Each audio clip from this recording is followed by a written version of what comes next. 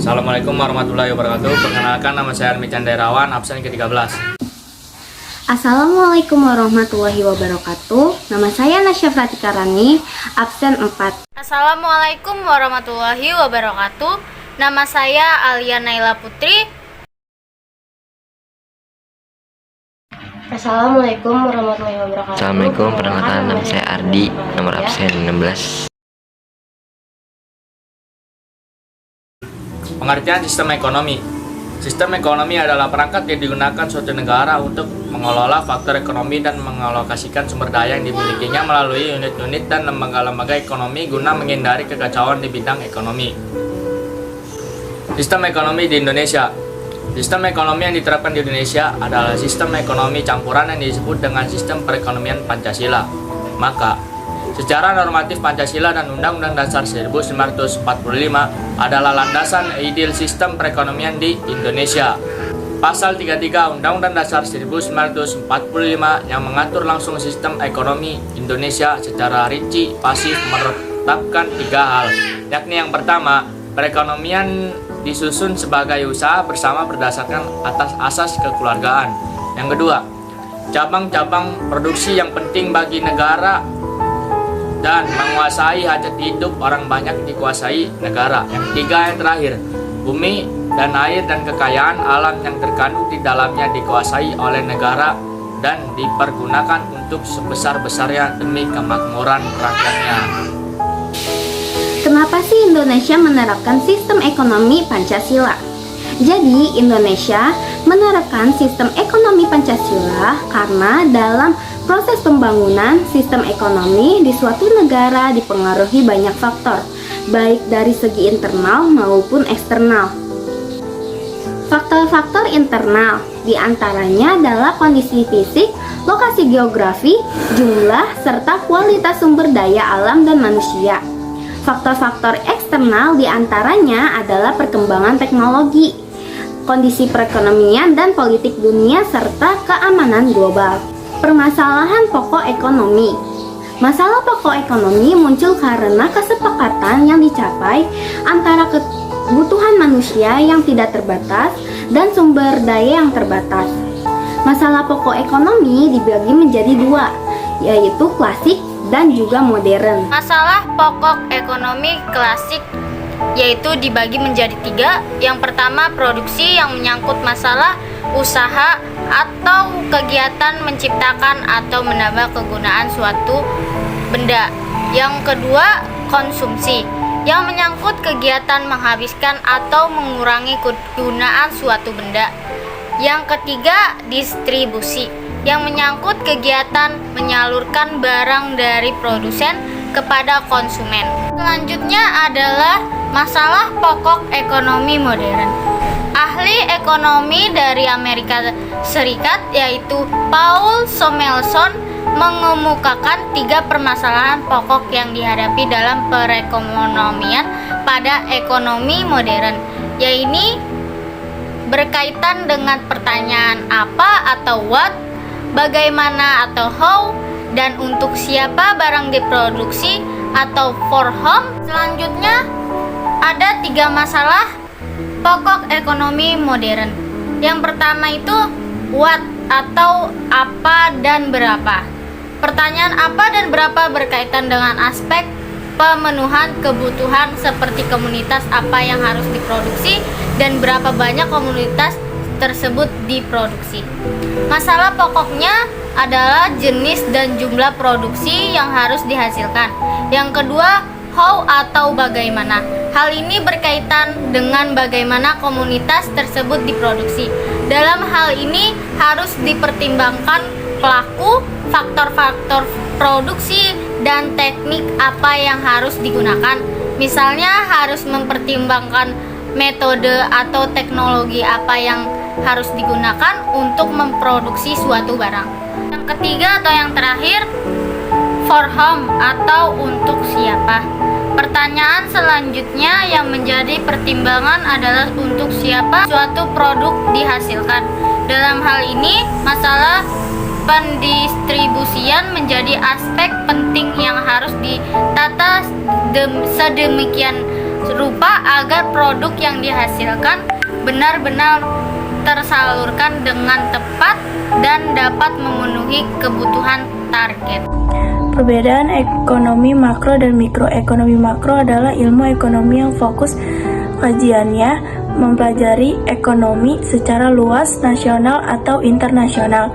Kajian ekonomi makro adalah persoalan ekonomi yang menyangkut suatu negara, misalnya pendapatan dan produk nasional, jumlah uang yang beredar, pertumbuhan ekonomi, kesepakatan kerja dan tingkat pengangguran, serta hal lainnya yang sifatnya makro.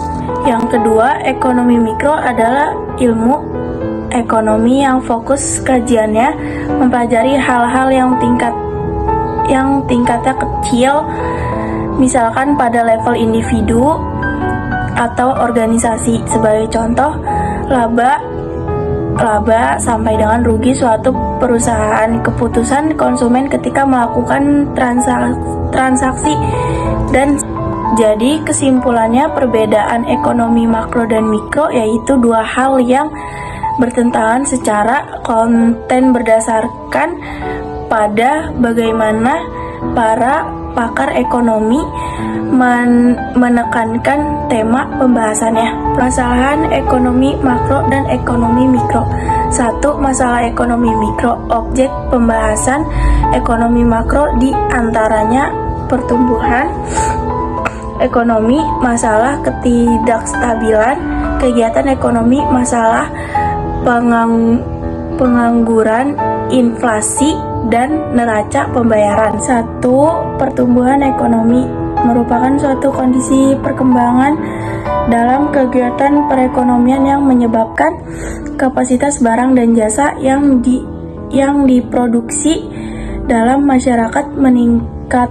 Contohnya, pengenalan internet dan teknologi dalam industri. Ekonomi, pertumbuhan ekonomi tidak hanya sebagai peningkatan kapasitas produksi, namun juga sebagai perbaikan kualitas hidup masyarakat. Yang kedua, masalah ketidakstabilan kegiatan ekonomi. Dalam sistem ekonomi bebas atau ekonomi pasar, kegiatan ekonomi seringkali pasang surut. Kadang pertumbuhan ekonomi berjalan cepat, lambat, atau bahkan sampai merosot. Pergerakan naik turunnya kegiatan perusahaan demi mencapai kemajuan ekonomi dalam jangka panjang disebut konjungtur atau siklus kegiatan perusahaan. Pengangguran merupakan kondisi ketika seseorang yang dikategorikan dalam golongan angkatan kerja belum memperoleh pekerjaan. Hal ini dapat terjadi karena beberapa faktor, yaitu ingin meninggalkan pekerjaan lama untuk mendapat pekerjaan baru yang lebih baik, kekurangan pengeluaran agregat perusahaan mengganti tenaga kerja manusia dengan teknologi canggih, dan ketidaksesuaian keterampilan pencari kerja manusia.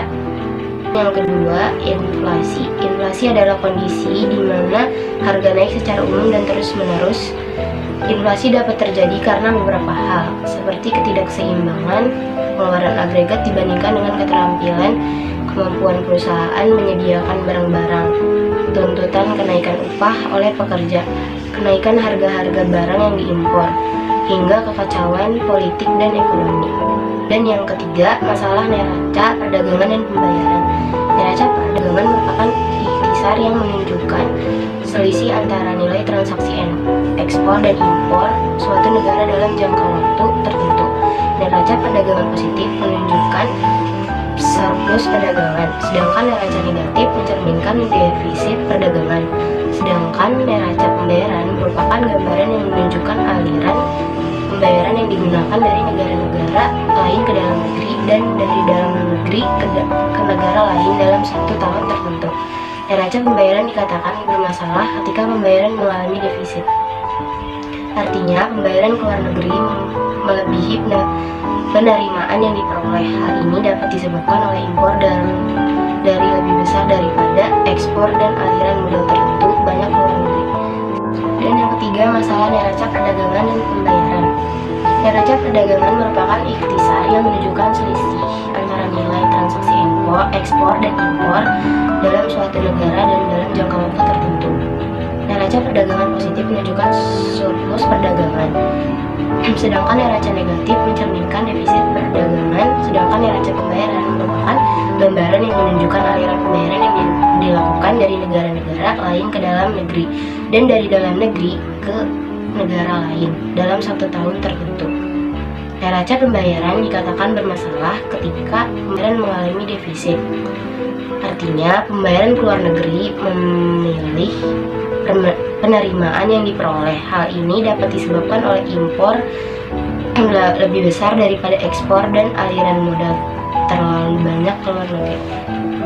2. Masalah ekonomi mikro. Masalah ekonomi mikro mengacu pada 3 masalah pokok, yaitu barang apa yang diproduksi dan berapa jumlahnya, bagaimana cara memproduksinya, dan untuk siapa barang tersebut diproduksinya. 1. Apa dan berapa yang diproduksi. Masalah ini menyangkut jenis barang dan jumlah yang akan diproduksi.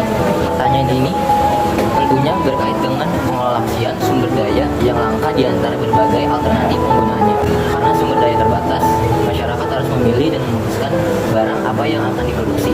Setelah barang ditentukan, masyarakat harus memutuskan berapa jumlah barang yang harus diproduksi, sehingga dapat memastikan berapa sumber daya yang harus dialokasikan. Bagaimana memproduksinya? Salah satu masalah ekonomi mikro adalah teknologi atau metode produk apa yang akan digunakan untuk memproduksi suatu barang, berapa jumlah tenaga kerja jenis, mesin, dan bahan mentah apa yang akan digunakan. Selanjutnya bagaimana memastikan bahwa perusahaan-perusahaan yang memproduksi barang dan jasa tersebut memperoleh sumber daya yang dibutuhkan. Terakhir, bagaimana memastikan metode tertentu sebagai kombinasi yang paling efisien. 3. Untuk siapa diproduksi. Masalahnya ini terkait dengan siapa yang memerlukan barang tersebut dan siapa saja yang menikmatinya. Hasilnya, dengan kata lain, bagaimana mendistribusinya, apa barang tersebut akan